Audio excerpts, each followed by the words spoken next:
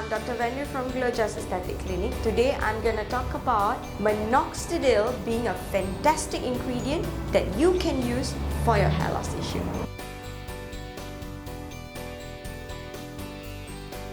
Is a special ingredient that has been approved by FDA to actually treat male and female pattern hair loss. It works by opening the blood vessels, so it promotes more nutrients to the hair follicles. But initially, about 15% of patients will experience a bit of shedding because it speeds up the hair growth cycle. So don't panic if you experience more of hair loss for the first 6 weeks of treatment. But instead, please stick to it because beyond that, you're going to have more hair growth than hair loss. You will experience a tremendous difference in hair growth after 2 to 3 months of usage. Studies also shows that it falls to have a plateau period for someone who has been using Minoxdil for the past 6 to 9 months. But it's important for you to keep using it because